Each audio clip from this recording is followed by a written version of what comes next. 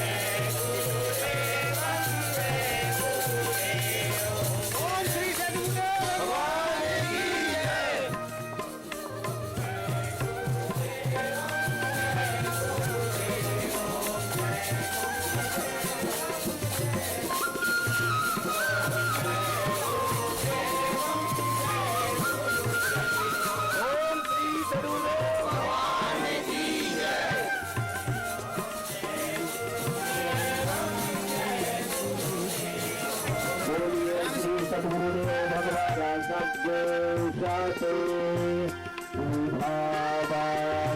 उभावानंदराग्नि आहुवतिया उभाराधसाः साये भूदेवाम्मा आयन्ते जो निर्मितयो जातो जातो आरोचाधाः संज्ञानन्नग्न आरो आधानो गर्भाया लायेम्मा ॐ यूरोपीयकुशिक्षया प्रबलिते धर्माश्रिते भारते लोके मानसिकाय कर्मवचनैर्दासीयतामपि ते दुःशिक्षां यतनेय धर्मधनुषो धर्तुं पुनर्भारतं सर्वस्मिन् कृतोद्यमान् गुरुवरान् साष्टाङ्गपातन्नुमः विद्याव्रतप्रदं नित्यं गुरुं दैवतिमित्यपि तन्मुखादिपदा तस्य निःश्रेयसमागमः सदा तदुत्सारी स्यात् न स्यात्तच्छासनातिगः तिष्ठे तिष्ठत्सु गुरुषु न चाशीत तदग्रतः न शयेत तदासीने यते तज निवेद्य गुरुवे सर्वं कुर्यादादौ हिताहितं यशश्च विपुलं लब्ध्वा सदाचारप्रवर्तनं पुत्रपौत्र श्रियाजुष्टः पुण्यां गतिमवाप्नुयात् गणञ्जयो गणपतिर्हेरम्बोधरणीधरः महागणपतिर्लक्ष्य प्रदाक्षिप्रप्रसादनः अमोघसिद्धिरमृतो मन्त्रश्चिन्तामणिर्निधिः सुमङ्गलो बीजमाशा पूरको वरदा शिवः काश्यपो नन्दनो वाच सिद्धो सद्गुरुदेव भगवान की जय जय सद्गुरुदेव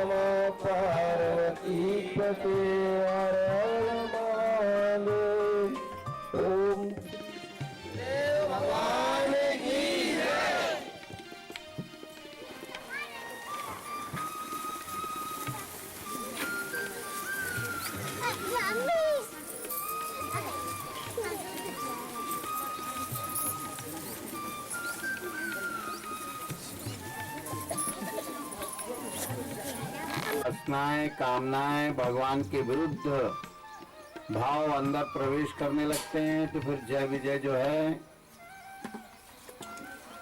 श्रापित हो जाते हैं। तो ये रावण और कुंभकर्ण, हिरण्यकश्यप और हिरण्याक्ष और कंस और ऐसे ऐसे ऐसे कमजोर होते जाते हैं। तो जयकारा करने का मतलब जय हो भगवान की। तो भगवान की जय करने का मतलब अपने मन के विकार राग द्वेष से जो परिपूरित होते हैं, अहंकार अभिमान से होते हैं, उनकी पराजय हो जाए, उनके ऊपर विजय प्राप्त कर लो। भगवान की जय। भगवान तो सर्वत्र है, पर उसको गुरु के स्वरूप में, गुरु ध्यान के द्वारा उसकी अनुभूति की जाती। या तो बुद्धि में ज्ञान पकड़ लो कि भगवान आप ही सर्वत्र सर्वरूप, सभी जो बीत गया समय तब भी आप, जो भविष्य काल होगा तब भी आप, तीनों कालों में एक रस व्याप्त आप ही हो। बार बार बुद्धि में इसकी भावना करते जाओ। तो जितनी जय की भावना करोगे, जय की भावना करना मतलब भगवान आप ही तीनों कालों में हो। आत्मा का स्वरूप कभी जो है किसी भी तरह से अविनाशी है, वो उसका कभी भी किसी प्रकार कोई हानि नहीं हो सकती। आत्मा का स्वरूप बिल्कुल अमर स्वरूप है। उस आत्म स्वरूप की अमरता को अनुभव करते हुए कि आत्मा की हमेशा जय है। और आत्मभाव से विरुद्ध जो सांसारिक भाव जो है, शरीर भाव, शरीर मिलता है, छूटता है, पर इसके अंदर रहने वाली आत्मा अमर है। और ये अमर आत्मा जब तक हर एक के शरीर में है, तब तक अमर आत्मा की चार्जिंग से ये शरीर कैसा लगता है, उठता हुआ, बैठता हुआ, देखता हुआ, कि बुद्धि जो है आंखों के द्वारा देखती है, कानों के द्वारा सुनती है, हाथ पैर चलते हैं, वाणी निकलती है, ये बुद्धि दिमाग काम करता है, मन जो है संकल्प विकल्प करता है। पर ये कब करता है? जब इसके अंदर चैतन्य आत्मा है। और आत्मा न रहने पर ये शरीर कोई काम का नहीं रहता। कि जय जो है किसकी है? उस आत्म तत्व की है, भगवान की है, भगवान का अनुभव कराने वाले गुरु तत्व की है। गुरु महाराज का जितना चिंतन करते गए, गुरु ध्यान और गुरु ज्ञान पकड़ते गए, भगवान तो है व्यापक, पर उनकी व्यापकता का अनुभव बगैर गुरु ज्ञान से नहीं होता। बगैर गुरु ज्ञान, बगैर गुरु के शब्द को पकड़े। अब यह है कि भाई भगवान का ज्ञान पकड़ लिया, कैसे पकड़ोगे? उनके द्वारपालों को पकड़ लो। जय मैंने भगवान की तीनों कालों में जो बीत गया समय या जो आएगा, भविष्य की चिंता हो रही है, भगवान आप ही तो सब में सर्वरूप हो। तो हमारा ये मन जो है किसी प्रकार चिंताओं में मग्न क्यों हो? चिंताएं तब हो जब हमको जो है चिंताओं से मुक्त करने वाला, निश्चिंत करने वाले आत्म तत्व का अनुभव न हो। जब उसका अनुभव नहीं आया पूर्ण रूप से, पर भाव तो बना सकते हो। भाव बनाते जाओ भगवान का, और भगवान का भाव ही जब स्थिर हो जाएगा तो अनुभव बन जाएगा। इसी अनुभव की प्राप्ति के लिए पूरा जीवन प्रयास किया जाता है। भाव बनाते जाओ, और जितना भाव बनाओगे अनुभव तुम्हारा स्थिर होता जाएगा। लोग सोचते हैं कि कोई भगवान नाम का जो है एक इस रूप में उस रूप में, भगवान को पाने के लिए उनका एक अनन्य दास है, उसको कहते हैं हनुमान। और श्वास के रूप में हर एक के अंदर वो है पवन पुत्र। ये पवन हवा तो सब जगह व्याप्त है, पर उसका अंश ये श्वास हर एक के अंदर है। और ये श्वास जब नाम से संयुक्त हो जाती है तो ये पवन पुत्र हो जाता है। तुम्हारे जीवन को बिल्कुल मान्यताओं से जो भी अभिमान रखे हो, उन अभिमानों से शून्य करता जाता है। तो ये हनुमत तत्व तैयार हो जाता है। हनुमान नाम का कहीं कोई पथरा बना ही दोगे, और अगर मान लो निरभिमानता हमारे अंतःकरण में नहीं उतरी, अंतःकरण अभिमान से युक्त मुक्त नहीं हुआ, तो फिर हनुमान का आना न आना, पूजा करना न करना कोई अर्थ नहीं रखेगा। हनुमान की पूजा मतलब ये पवन पुत्र हैं, ये पवन को पकड़ लो, उसमें उनका पुत्र क्या है? नाम। श्वास बाहर जा रही है तो ओम, लेने में आ रही है तो ओम। तो जब बाहर श्वास देखो सब लोग भगवान की जयकारा तभी बन पाएगा जब मन के विकारों पर विजय प्राप्त करने की युक्ति मिल जाए। आज ये कार्यक्रम यहाँ पर कुछ क्या कमरे बनवाए हैं, गृह प्रवेश है। अभी बाहर से घर बनते हैं, इसमें रहने वाला जो है इसकी भी एक कालखंड में सीमा है।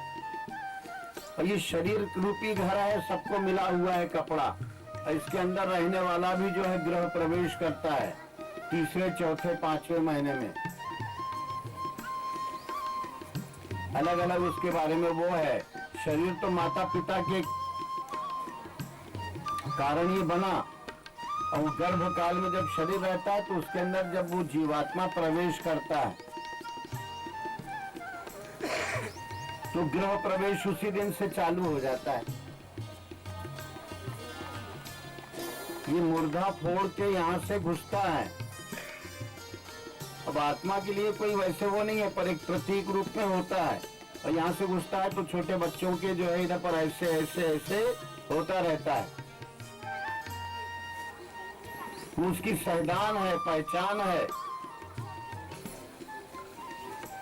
अब वो प्रवेश करने के बाद माँ के पेट में जब बालक होता है तो माँ के पेट में बालक की श्वास, भोजन, पानी जो माँ खाती पीती है उसकी श्वास है, तो नाभि नाल से होता है उसका पोषण। कहाँ से होता है? नाभि नाल से। ये नाभि से ही उसको खाना खुराक सब मिलती जाती है। ये नाभि ही प्रमुख है। और इस नाभि का 72,000 नाड़ियां इस नाभि के पास इकट्ठा होती हैं। कितनी? 72,000 नाड़ियां। और कोई कहेगा ये सबका गप्पा है, गप्प नहीं। अगर किसी का कितना भी सिर दर्द हो रहा हो, पेट दर्द हो रहा हो, किसी प्रकार की कोई बीमारी हो, आंखों में कम दिखता हो, नाभि में जो है थोड़ा 2-4 बूंद तिली का तेल या बादाम का तेल डाल दो। और जैसे गर्भकाल में जीव रहता है, अपने आप गर्भकाल में पैर ऊपर सिर नीचे, तो ऐसे ही सामान्य स्थिति में जब बालक पैदा होता है तो 6 महीने तक बच्चे अपने आप अपने पंजे पैर की वो फंसा लेते हैं। देखो नहीं फंसा लेते हैं। तो बच्चे जो है अपने आप पंजे फंसा के और ऊपर किए रहते हैं और हाथ उनका नाभि के ऊपर आ जाता है। तो अगर कोई नाभि में अपने अनामिका उंगली, ये कहलाती है छोटी उंगली के बगल की, मध्यमा, अनामिका या अंगूठा, इन 3 में से किसी एक के द्वारा और नाभि में गोल गोल गोल गोल तेल डाल के घुमावे, क्योंकि उन नाड़ियों को पोषण देना है। हम ये प्रसंग थोड़ा इसलिए बता रहे हैं कि लोग कहेंगे कि 72,000 नाड़ियां, इसका क्या प्रमाण है? सबसे बड़ा प्रमाण। अब किसी का पेट दर्द होता है, एक साधारण चीज, तो बच्चों को हींग घोल के डाल दिया जाता है, तो बच्चों का पेट दर्द क्या हो जाता है? आराम हो जाता है। सभी लोग जानते होंगे कि कितना भी पेट दर्द हो किसी को, थोड़ा हींग घोल दो पानी में और नाभि में डाल दो और थोड़ा ऐसे ऐसे ऐसे चारों तरफ खिला दो, तत्काल जो है उसका पेट दर्द क्या हो जाता है? आराम हो जाता है। इसी तरह अगर नाभि में तेल डाल दो, काय का? तिली का। तिली का आजकल बाबा रामदेव का बादाम का भी तेल मिल जाता है। उस तेल को डाल के और नाभि को करीब 20-25 मिनट तक ऐसे ऐसे घुमाते रहो।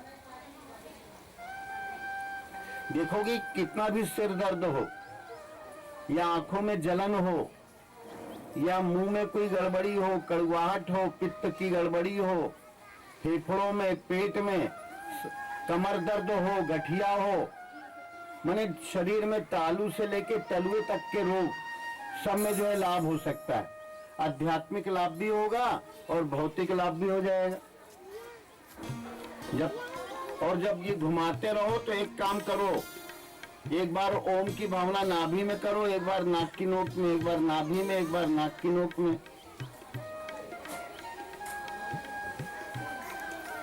तुम लोग देखोगे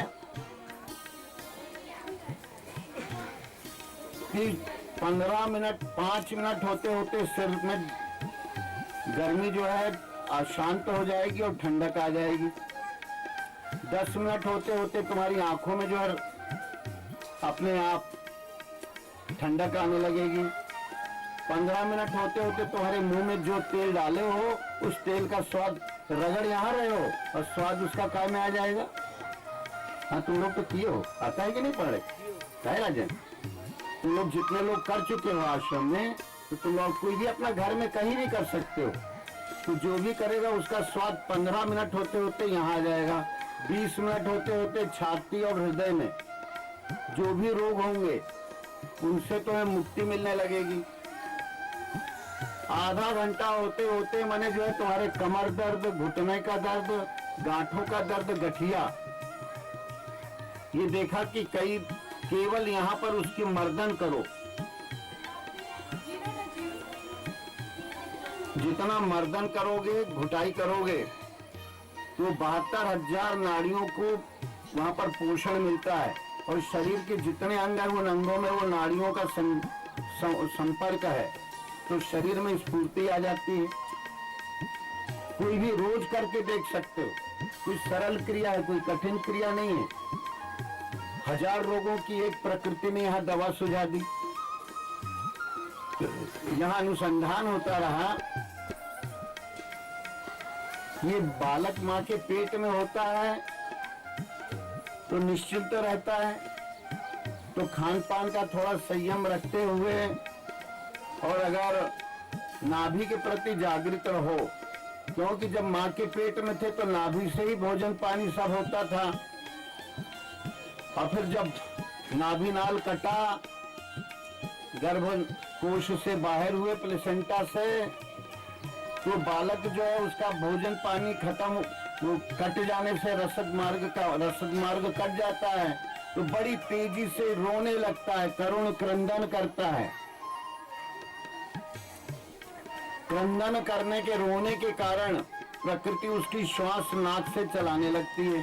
जो प्रकृति की व्यवस्था उसने बना तो रखे है ये अंग, पर माँ के पेट में रहता है तो न इधर से भोजन लेता है न यहाँ से श्वास लेता है।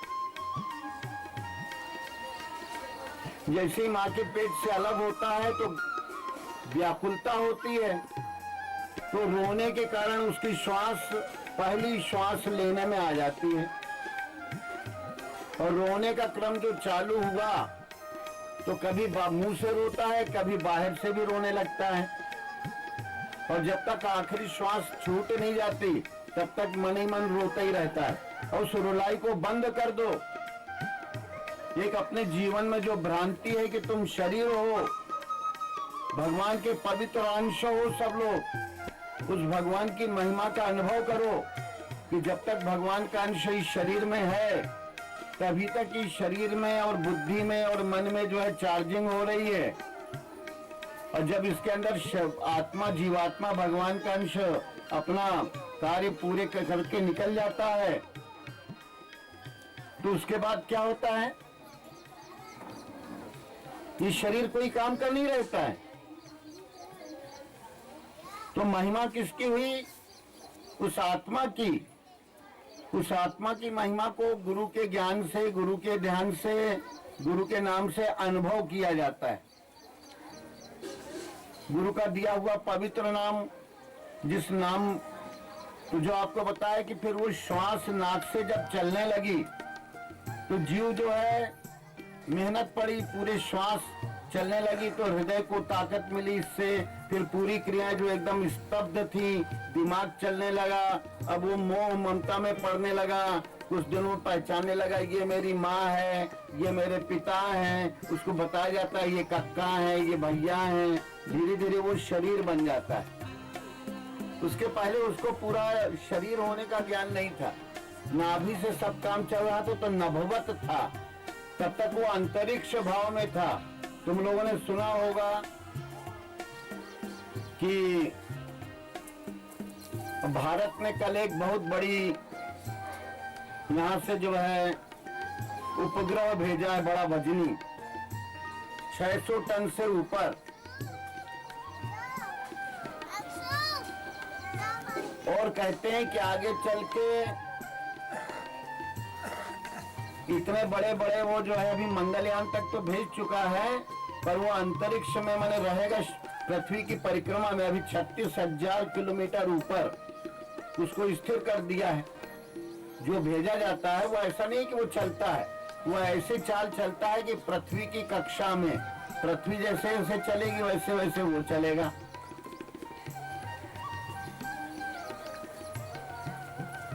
ऐसे उसकी चाल को विज्ञान के द्वारा स्थिर किया जाता है। तो भारत के ऊपर और भारत की उपमहाद्वीप और उसके चारों तरफ के हिस्से के ऊपर वो रहेगा और वहां से वो सब देखता रहेगा उपग्रह।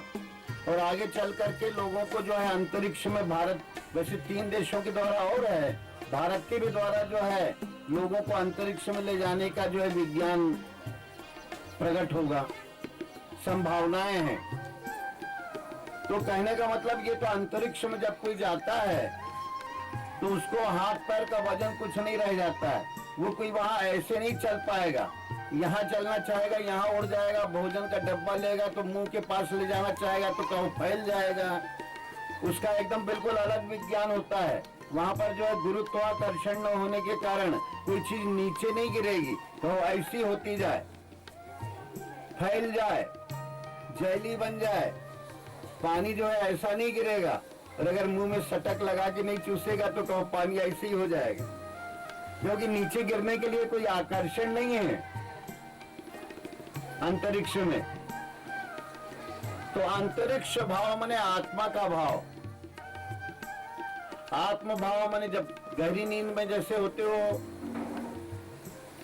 तो मन का पता नहीं रहता, शरीर का पता नहीं रहता, बिल्कुल न्यूट्रल रहते हो। इसीलिए जो है गहरी नींद अगर किसी को आ जाए, किसी की तबीयत खराब हो, तो कहते हैं कि अगर इसको नींद आ जाएगी तो सब काम बन जाएगा, रोग मुक्त हो जाएगा, शरीर के रोगों से, मन के रोगों से मुक्त हो जाएगा। तो इसी के लिए निरंतर प्रयास करना है, और यही प्रयास जो है जीवन में ध्यान के द्वारा जीवन में उतारा जाता है। तो आपको पहले ज्ञान की बात बताएं कि गुरु का, अपने आत्मा के स्वरूप का जयकारा करने का मतलब आत्मा की ही जय है। सत्यमेव जयते, इसी को जो है भागवत में जो है शुरुआत ही सत्यम परम धीमहि, सत्यमेव जयते। सत्यम परम ने जो सत्य है, जो परम सत्य है, उसका ही हम ध्यान करें, और उसके बीच में जो आने वाली रुकावटें हैं उनके ऊपर विजय, उन विकारों के ऊपर विजय प्राप्त करें। सत्य की जय है, उसी की सत्ता है, आत्मा की सत्ता है। ये शरीर और शरीर की सत्ता तो आत्मा के कारण अनुभव में आती है। आत्मा की महिमा है, जिसके कारण हमें लगता है कि शरीर चल रहा है, बुद्धि काम कर रही है, मन काम कर रहा है। तो आत्मा कैसी है? अंतरिक्षवत, आकाशवत, जहां पर किसी प्रकार का कोई भौतिक आकर्षण नहीं है। तो शरीर में रहते ही ध्यान के द्वारा, गुरु शब्द के, गुरु ज्ञान से जो बंधन है वो शिथिल हो जाए। कि सत्ता तो केवल आत्मा की है। तो जो शरीर अपना मान बैठे थे, तो ग्रह प्रवेश सबसे पहले तो इसी शरीर रूपी ग्रह में हुआ।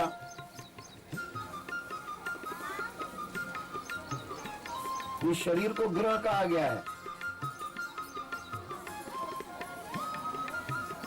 आत्मा तम गिरजामति सचरा प्राणा शरीरम ग्रहम, शिव पुराण में आता है ना? हाँ, पंडित भाई।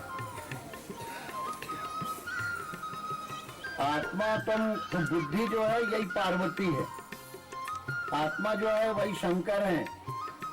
आत्मा तम, जो जीव की आत्मा है, शुद्ध आत्मा, जिसमें जीवन की गतिविधियों से जुड़ा कोई तत्व नहीं है, निर्लेप। और बुद्धि पार्वती है। आत्मा तम गिरजामति सहचरा प्राण शरीरम ग्रहम। ये प्राण जो है इसमें रहने वाले यही जो है सहचर साथी हैं। तो ये शरीर रूपी घर है, इसमें गृह प्रवेश तो उसी दिन से हो जिस दिन से इसके अंदर सेवक सदन स्वामी आगमनु, इसका जो स्वामी आत्मा है उसका अनुभव गुरु ध्यान के द्वारा होने लगे। पर गुरु ध्यान और गुरु ज्ञान के बीच में एक और तत्व है, एक और रत्न है, उसको कहते हैं नाम शब्द। क्योंकि नाना संकल्प जीव को भटकाने वाले चल रहे हैं, उन संकल्पों से मुक्ति कैसे मिले, हनुमान जी कैसे उतरे, वो जब तक अभिमान होगा कोई न कोई संकल्प में ये जीव फंसा रहता है। उस संकल्प से मुक्त कैसे हो, तो नाम की विधि से होता है। नाम का जप कैसे हो, उसके अंदर नाम चिंतन की प्रक्रिया कैसे उतरे उसके अंदर। तो नाम चिंतन की प्रक्रिया के लिए कौन सा नाम जपा जाए,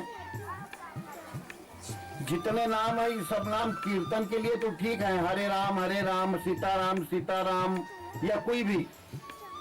पर हमारे वेदों में, पुराणों में, गीता में जिस नाम की महिमा विज्ञान संगत बताई गई है, उस नाम को जो है अनुभव करना है। वो नाम कौन सा है आपको कई बार बता चुके हैं, जो लोग नहीं जानते हैं वो फिर से सुन सकते हैं। गीता में, गीता को कहा गया है कि पूरे वेदों का सार क्या है, उपनिषद। उपनिषद का सार क्या है, गीता। गीता का सार केवल एक अक्षर ओम। ओम इति एक अक्षरम ब्रह्म व्यवहारन माम अनुस्मर। अगर भगवान का स्मरण करना चाहते हो तो एक अक्षर ओम को अनुस्मरण में सुरता में लाओ। भागवत भी कहती है कि जब कोई वेद नहीं थे तो केवल प्रणव ही वेद था, ओम ही वेद था। ओम के अतिरिक्त और कोई वेद नहीं था, तो ओम को पकड़ लो।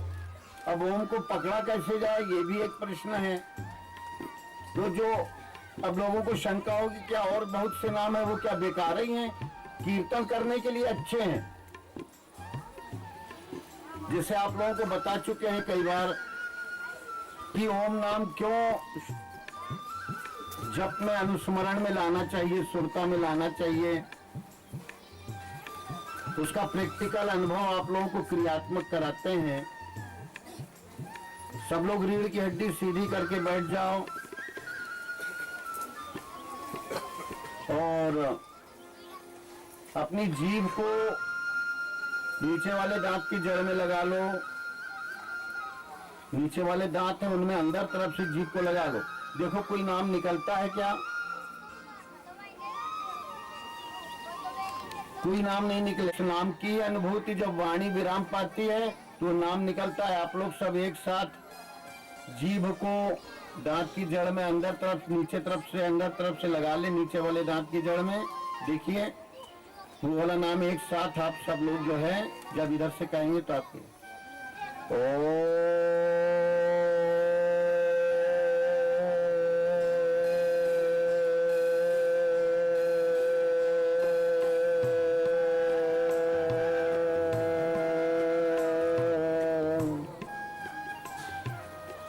और कोई नाम आप निकालना चाहें तो देखिए कोई नाम नहीं निकलेगा, ना राम निकलेगा, ना कृष्ण निकलेगा, ना हरि हरि निकलेगा, कोई नाम नहीं निकलेगा। जब वाणी विराम पा जाती है तो केवल ओम ही निकलता है। पर ओम को जो है बाहर से नहीं जपा जाता है, एक दूसरा शर्त है उसमें। तो आप लोग देखेंगे कि जब आपकी श्वास बाहर जाती है तो नाभि से टकराती है। नाभि को जब भूल गए, इसी कारण ये जीव का मन भटकने लगा चारों तरफ। जिस नाभि से मूल, जहाँ से जीव का शरीर में, जब शरीर रूप में जब जीव आया तो उसको जब भोजन पानी और वायु कहाँ से मिलने लगी, नाभि नाल से। और जब इसका संबंध कटा तो नाक की नोक और नाभि नाल से फिर से जुड़ जाओ। अपने जीवन में अगर सब चाहते हो कि हमारा जीवन सुखी हो, तो जैसे आपको बताया कि शरीर के रोगों से निवृत्ति पाना है, शरीर के रोगों से छुटकारा पाना है, तो अपनी नाभि में तेल डाल करके गोल गोल घुमाओ।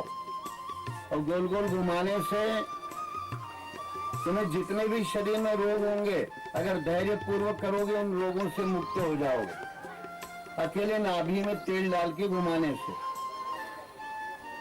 है ना चमत्कार?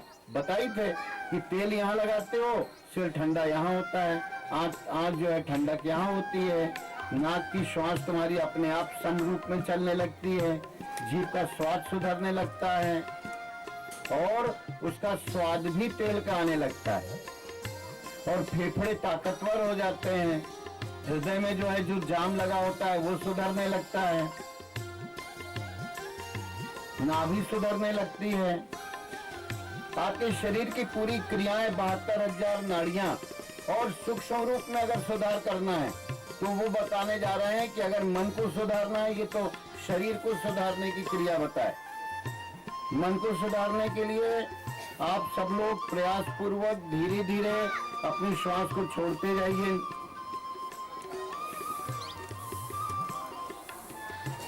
आप लोग देखेंगे श्वास छोड़ने पर वो श्वास जो है नाभि आपके अंदर घुसने लगती है।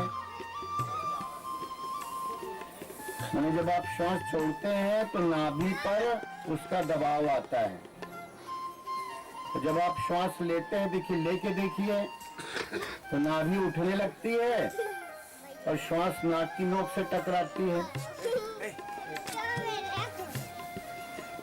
ये दो बिंदु हैं। इन दोनों बिंदुओं को अनुभव कर लीजिए कि हर श्वास जाने के साथ आपकी नाभि जो है अंदर तरफ घुसती है और लेने पर नाक की नोक से टकराती है। कि नाभि और नाक की नोक, इन दो संबंधों को आप जान जाइए। तो सब लोग थोड़ी देर क्या करेंगे, अगर आपको श्वास नहीं भी देखना है तो एक बार मन ही मन, मुंह से किसी को नहीं कहना है, एक बार श्वास जब बाहर जा रही है तो नाभि में लंबा ओम की अनुभूति करिए कि ओम, मन ही मन, मुंह से नहीं। और उसके बाद नाक की नोक, तो श्वास अपने आप नाभि से नाक, नाक से नाभि की तरफ चलने लगेगी। तो सब लोग सीधे बैठे ही हैं, सीधे बैठो। और पहले जो है 3 मिनट का सबको करना है, फिर घर में जो है चलते फिरते करते रहो, अभ्यास डाल लो तो मन जो है एकदम शांत होने लगेगा।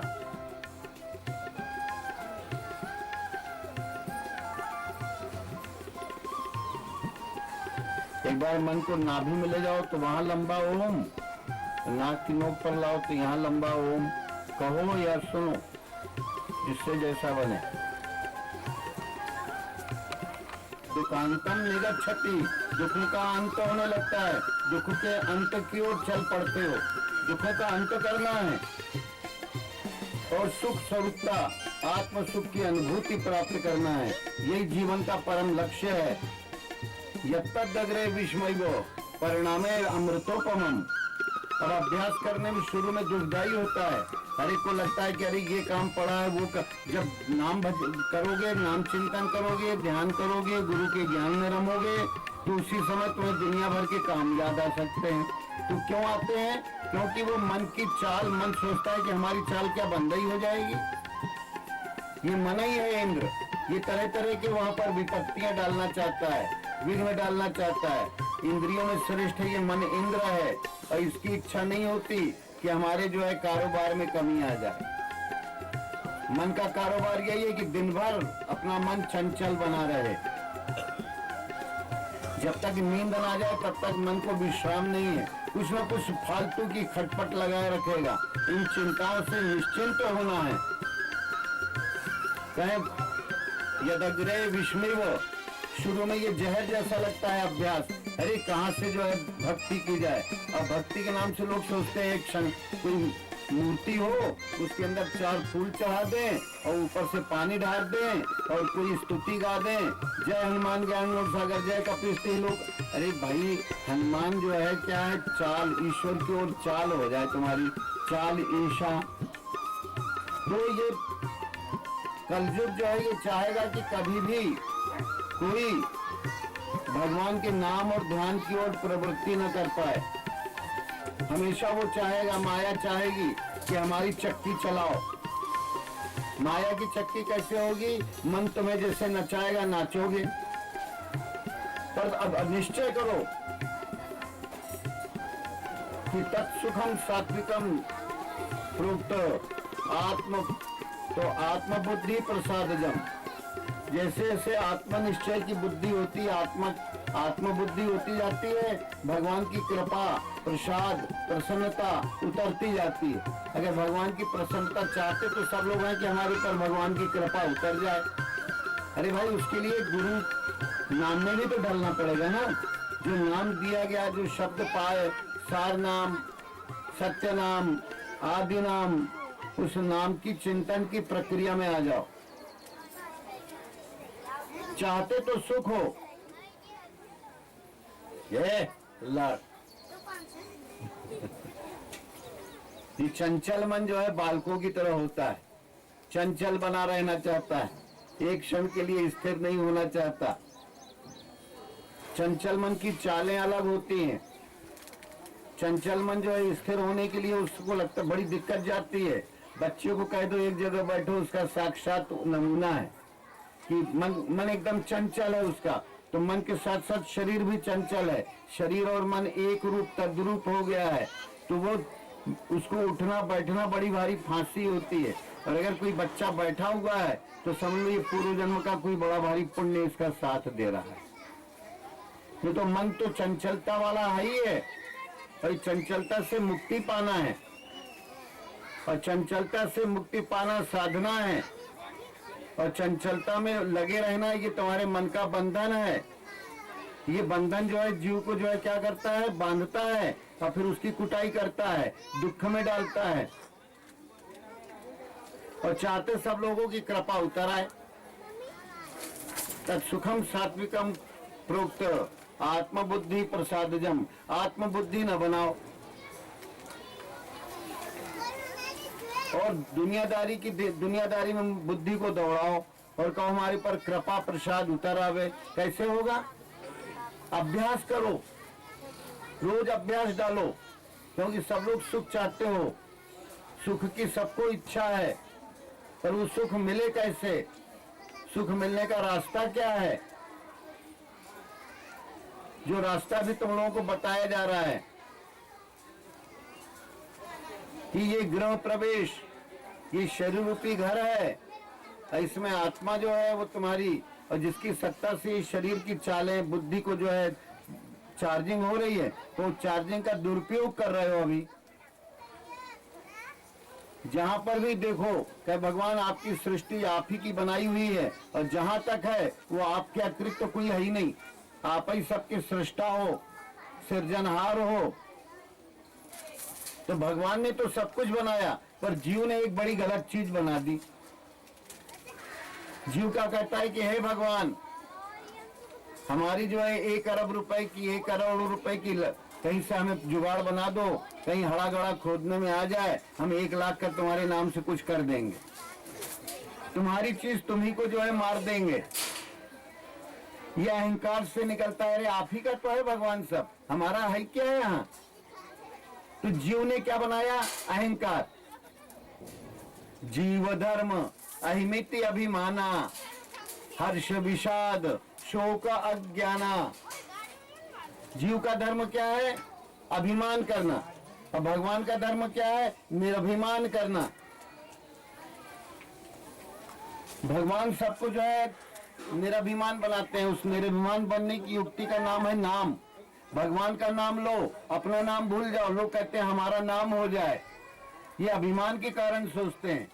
अरे हमारा नाम मतलब शरीर। शरीर आया है और जाएगा। ये रंगमंच है, इस रंगमंच पे नाटक है। ये संसार की नाटक भूमि में शरीर रूप से आए हो और इसी रूप में चले जाओगे। इसमें नाटक करने आए हो। ये सही नाम थोड़ी है तुम्हारा। आदि नाम, सार नाम, सत्य नाम थोड़ी है। ये सत्य नाम तो वो है जिसका भी तुम लोगों को अनुभव करा रहे थे कि ओम के रूप में जब जीभ को लगा देते हो नीचे दांत की जड़ में, तो कोई नाम निकलते ही नहीं है, सब नाम शांत हो जाते हैं। जब कोई नाम नहीं निकलता तो केवल एक नाम निकलता है, वो है ओम। सार नाम, सत्य नाम, आदि नाम। जब कोई नाम नहीं थे तो केवल एक ओम नाम था। और आगे भी ओम रहेगा। सारे संकल्पों का आदि ओम से है, पूरे वेद ओम से ही बनते हैं और ओम में ही समाहित हो जाते हैं। वेद्यम पवित्र ओंकार ऋक् साम यजुरेव च। यजुर्वेद, ऋग्वेद, यजुर्वेद, सामवेद, इन तीनों में जो है अगर कुछ है तो केवल वेद्यम जानो पवित्र ओंकार को। वेद्यम पवित्र ओंकार, वेद्यम पवित्र ओंकार, ये तीनों वेदों में अगर कोई सार वस्तु है तो केवल ओम ही है, मैंने परमात्मा की अनुभूति। ओम क्या है? परमात्मा का पवित्र नाम। वेद्यम पवित्र ओंकार, उस पवित्र ओंकार को अपने जीवन में उतार लो। ओम को अगर अपने जीवन में उतार लेते हो, ओम का मतलब परमात्मा का पवित्र नाम, पावन नाम। उस पवित्र नाम को अपने अपवित्रता से मुक्त होना चाहते हो कि हमारे अंदर पुण्य वृद्धि हो, पाप का संहार हो, तो गुरु का ज्ञान पकड़ो कि जय भगवान की सर्वत्र जय, सत्यमेव जयते। सत्य का मतलब कोई और नहीं होता है जैसे सोचते हो। सत्य मतलब जिसकी सत्ता है परमात्मा की, उसी की सत्ता से शरीर की सत्ता है। अगर इसके अंदर आत्मा, जीवात्मा नहीं होगी तो क्या शरीर को जो है, फिर शरीर कैसे हो जाएगा? कोई दो कौड़ी का। दिमाग रहेगा पर दिमाग कोई काम नहीं करेगा, डिस्चार्ज हो जाएगा। हृदय होगा पर उसका रक्त संवहन करने का काम, रक्त संवहन करने का शांत हो जाएगा। हाथ पैर नाक कान सब रहेंगे, पर जीवात्मा की अनुपस्थिति में, उसकी सत्ता के बगैर सब गोलमाल हो जाएगा।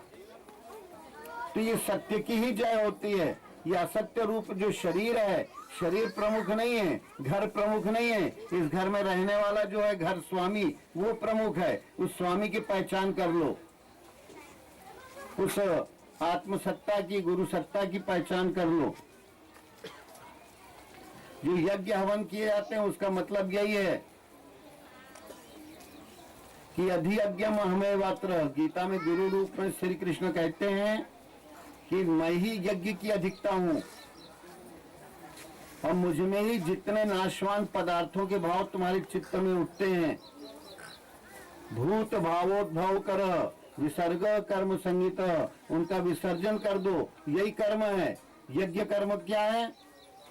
दुनियादारी की भूतागति की 5 भूतों का बना ये प्रपंच है। इसकी बातें दिमाग में न चढ़े। अगर कोई इनके भाव बन भी गए हैं तो कहें भगवान आप ही सब में विद्यमान हो, आप ही भगवान की महिमा को अनुभव करके और उनमें सब कुछ भूतागति के भाव, नाशवान भावों का उस अविनाशी परमात्मा में विसर्जन कर दो। नाम के द्वारा, ज्ञान के द्वारा, ध्यान के द्वारा।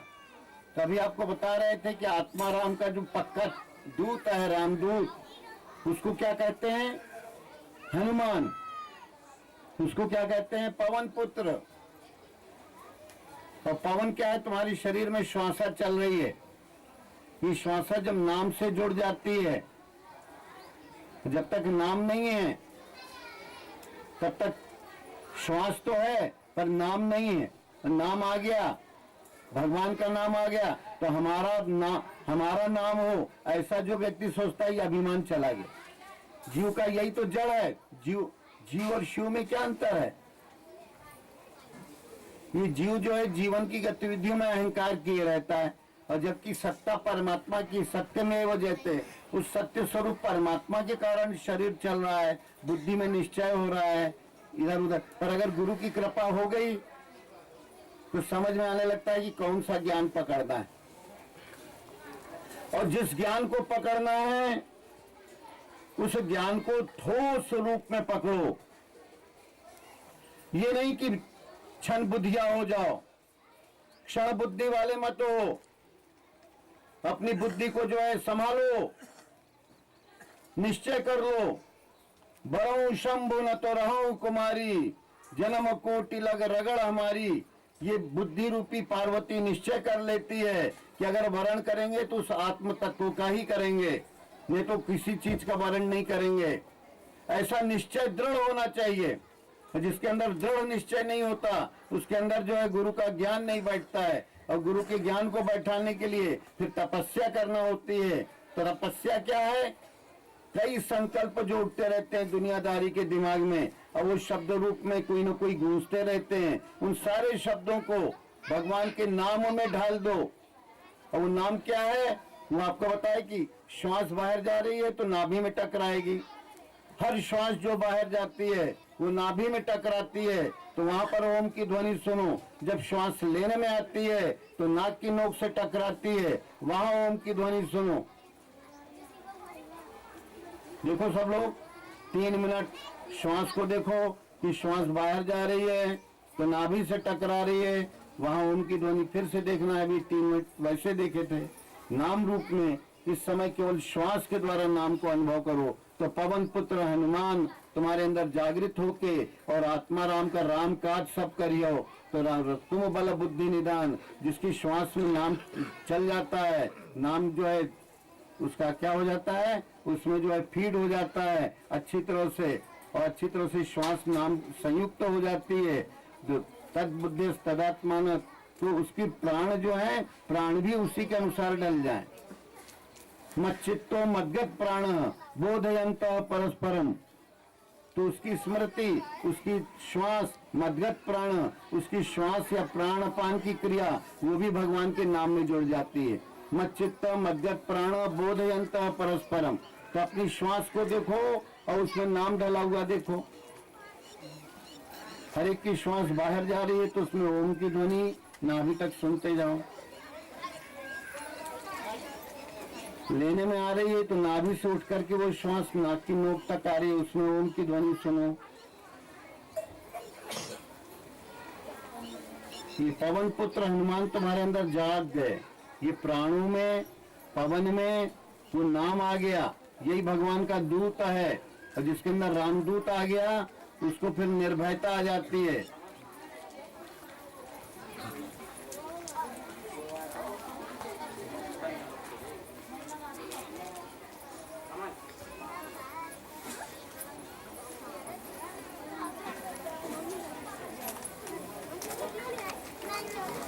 समाप्ति है तो बीच वाली चीज को काय को पकड़ो, बीच में भी ओम ही होगा। तो एक दृढ़ प्रतिज्ञा बुद्धि में निश्चय की कर लो कि जो कुछ भी अभी तक सुना, भगवान आपका पवित्र नाम ही सुना है और हमने कुछ नहीं सुना। जैसे दुर्वासा का प्रसंग आता है कि दुर्वासा गोपियां लाई बहुत सी खाने पीने की चीजें।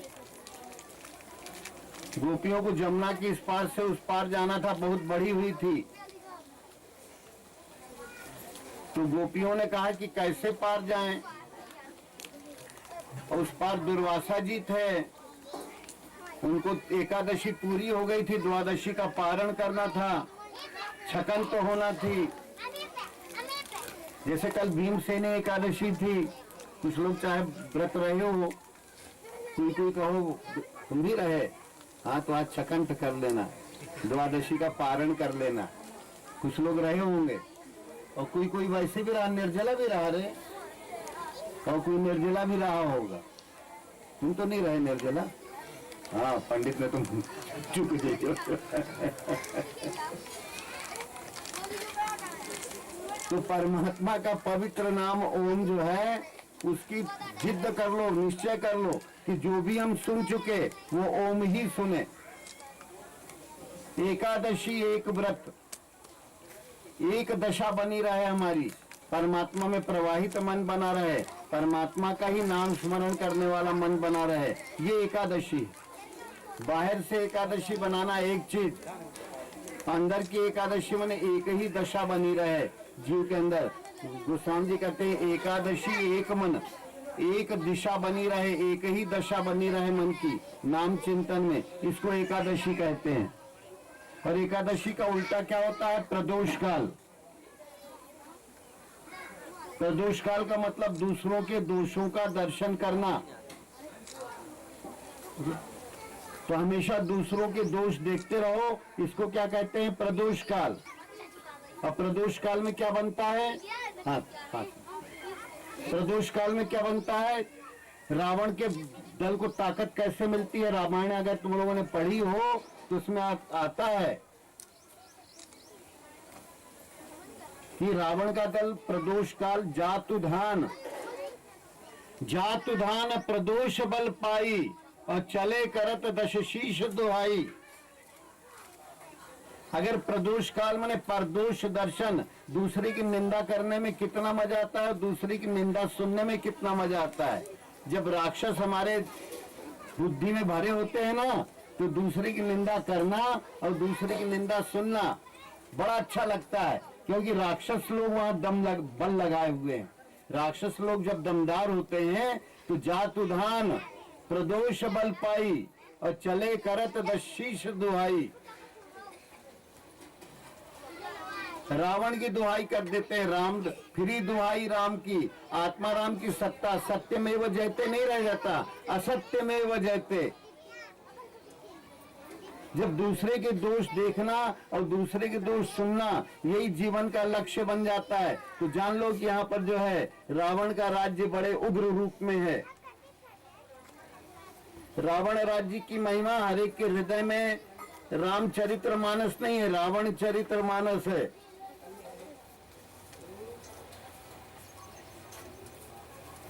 रावण के चरित्र जब चित्त में समाये होते हैं और जब अपनी निंदा सुनने के लिए कोई व्याकुल होता है कि हमारी निंदा सुनावे, अच्छी चीज है, तो समझ लो राम के चरित्र आने लगे हैं। भगवान का नाम अंदर उतरने लगे, समझ लो कि राम के चरित्र आने लगे हैं। गुरु का ज्ञान प्रकाशित होने लगे कि हमने जो कुछ भी सुना ओम सुना, जो कुछ सुनेंगे ओम सुनेंगे, और जो कुछ भी सुनने में आ रहा है ओम सुनने में आ रहा है। जब ऐसा तुम्हारे अंदर चरित्र बनने लगे तो समझ लो कि बजरंग बली, पवन पुत्र, उनका नाम जो है भगवान का नाम लेने वाला पवन पुत्र, निराभिमानी। जब अभिमान होगा तो दुनियादारी की बातें दिमाग में संकल्प रूप में बनेंगी और अपना नाम करना चाहोगे कि मेरा नाम हो, मुझे लोग जाने। ये जीव का धर्म अभिमान है। और जब भगवान का नाम आने लगता है तो समझ लो कि रामचरित्र हैं। और जब मैं का खेल होता है, मेरा नाम जाने, मैं कौन हूँ, मुझे पहचाने, मूर्खों की जो है रावण की लीला फिर चलने लगती है। रावण चरित्र, रामचरित्र के लिए तो भगवान का नाम, भगवान का केवल पवित्र नाम ओम नाम चले। लोग कहते हैं हमारा नाम हो जाए, हमारा जो है वंश चल जाए। अरे वंश तो भगवान के अंश हो, भगवान का स्मरण तुम्हारे अंदर आ जाए तो रामदल है। और अगर तुम अपना शरीर के नाम से कोई नाम चलाना चाहते हो तो रावण दल चालू है। कहीं हम ही हम हरे, कोई दूसरों नहीं है। ऐसा अहंकारवश बातें 24 घंटे लोगों के अंदर से निकलती हैं। जो कुछ है हम हैं, गांव के अंदर, मोहल्ले के अंदर, यहाँ जो कुछ हो रहा है हमारी कारण हो रहा है। अगर हम न होते तो कुछ न होता। ये किसका खेल है? रावण के चरित्र का। तो ये गुरु का ज्ञान उतर आवे, गुरु का नाम उतर आवे श्वास में ओम नाम के रूप में। और ज्ञान क्या है कि भगवान अभी तक जो कुछ भी देखा, तुमने देखा या नहीं देखा, पर तुम्हारे अंदर निश्चय होना चाहिए कि भगवान हमने आप ही का ध्यान किया है। अब तुमने किया क्योंकि भाई आत्मा के अतिरिक्त तुम्हारे पास है ही क्या? सब तुम्हारे पास कोई है ही नहीं तुम्हारे पास मालूम पिछले जन्म में क्या हुआ। तो भगवान आप ही थे, भगवानी की सत्ता थी। अब तुम अपना तो जानते नहीं हो पूर्व जन्म में क्या थे। अब 1 घंटा पहले जो बीत गया, 1 दिन पहले बीत गया, कहीं कल का दिन याद है? कोई बताने को तैयार नहीं कि पूरा बता सके। वो कैसा देश था, वो कैसा कालखंड था, आदमी को भूला भूला याद आएगा। तो सीधे सीधे कह दो ना कि भगवानी की महिमा थी, भगवान ही ने जो कुछ दिखाया भगवान ही थे, भगवान से भिन्न हमने कुछ नहीं। भगवान के अतिरिक्त और अपनी गुरु सत्ता के अतिरिक्त न कुछ था, न कुछ है, न कुछ रहेगा। आत्मा से भिन्न कहीं कुछ नहीं है। पर अगर ऐसा निश्चय करते हो तो तुम्हारे अंदर ध्यान की प्रक्रिया बनने लगेगी। तो गुरु का ज्ञान, गुरु का शब्द या नाम और गुरु का ध्यान। गुरु का ध्यान मतलब भगवान का ध्यान करना चाहिए, पर भगवान तो भाई अव्यक्त हैं, उनको भगवान कृष्ण कहते हैं या पूरे शास्त्र कहते हैं। कोई एक आधार पकड़ लो, और बाहर से मूर्ति पकड़ोगे तो जड़वादी निराकारी हो जाओगे। सगुण ध्यान हो, निर्गुण न हो। सगुण मतलब तुम्हारे अंदर चैतन्यता आवे, तुम्हारे अंदर जो है बिल्कुल अंतरिक्ष भाव आवे। तो जितना ध्यान करते हो तो तुम्हारा जो है अंतरिक्ष भाव में प्रवेश करने का शुभारंभ हो जाता है। एक उपग्रह तुम्हारे अंदर, तुम्हारा मन जब भगवान का घर बनने लगता है तो उपग्रह हो जाता है, भगवान तुम्हारे समीप आ जाते हैं। तो ये उपग्रह जो है तुम्हारे अंदर प्रक्षेपित हो जाए गुरु के ज्ञान से, गुरु के ज्ञान से ही जो वो सैटेलाइट जो है उपग्रह प्रक्षेपित होता है अंतरिक्ष भाव में। तो ध्यान ही वो व्यापक आकाश है। अगर चाहते हो कि तुम्हारे अंदर वो ध्यान की अंतरिक्ष अवस्था आ जाए तो उसके लिए ध्यान के अतिरिक्त और कोई उपाय है ही नहीं। गुरु का ज्ञान गुरु के नाम में लगाता है, गुरु का नाम गुरु के ध्यान में लगाता है। गुरु ध्यान माने परमात्मा का ध्यान। उस परमात्मा ध्यान से क्या होता है, बिल्कुल किसी भी आकर्षण से, दुनिया के आकर्षणों से मुक्त हो जाते हो। गुरुत्वाकर्षण का कोई बल तुम्हारे ऊपर, भारीपन का कोई भारीपन नहीं रह जाता। बिल्कुल हल्के फुल्के, बिल्कुल अपने को लगेगा कि हम कुछ है ही नहीं।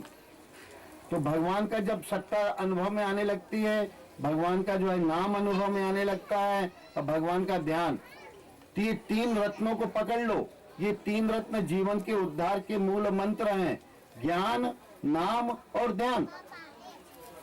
हम सोचते हैं कि अगर आप इसको जान जाएंगे तो आपको चैतन्य घर मिल जाएगा। और तवन घर चेता हूँ रे मोरे भाई, जैसे आवागमन मिट जाई।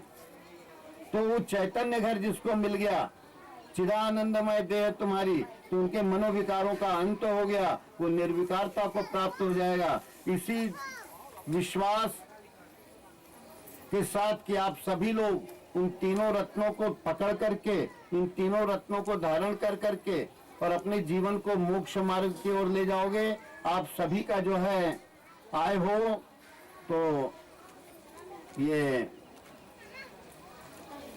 जिनकी ओर से ये आयोजन है, तो भोजन भंडारा, ज्ञान भंडारा, फिर उसके बाद भोजन भंडारा, सब लोग प्रसाद पाके ही जाना। और सभी लोग जो है ये तीन रत्नों को पकड़ोगे तो तुम लोगों को अमृत आनंद की अनुभूति होती जाएगी, अपने उस अमृत सागर में डूबते जाओगे। और इसी आशीर्वचन के साथ कि तुम लोग जो है अपने जीवन को, आज का दिन वो शुभ दिन है कि एकादशी भीमसेनी हो गई, पूरा जो है तुम लोगों ने निर्जल या किसी न किसी रूप में व्रत में रहे।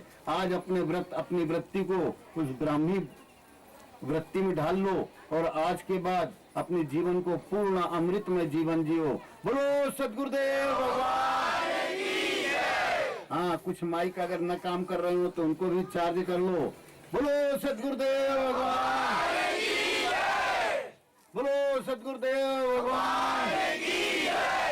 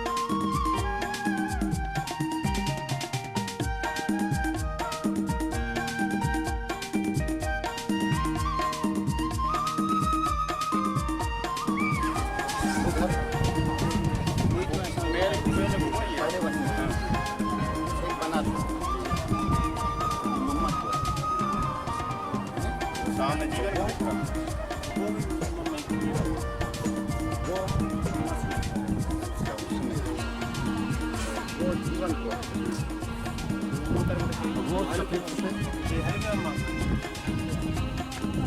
और ये इधर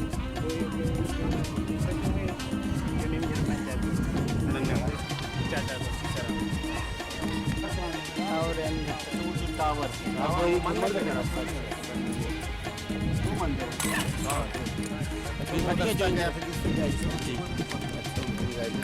पहला किधर का पहला और आगे किनारे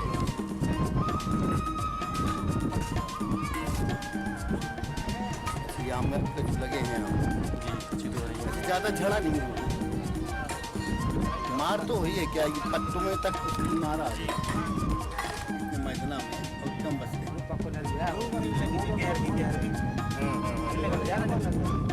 क्या है कि इधर की हवा ज्यादा है बाबू जी अच्छा उधर बच गए हैं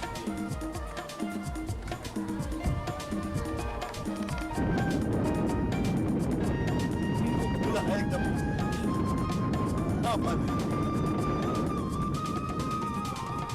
हमारा क्या नाम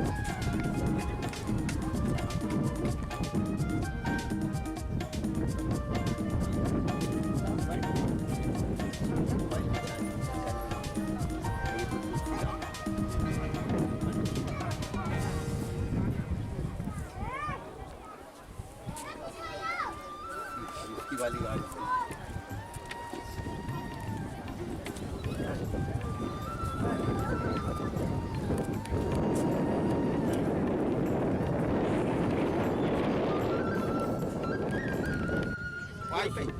वाईफाई बोलने चाहिए। ओम श्री सरुदेव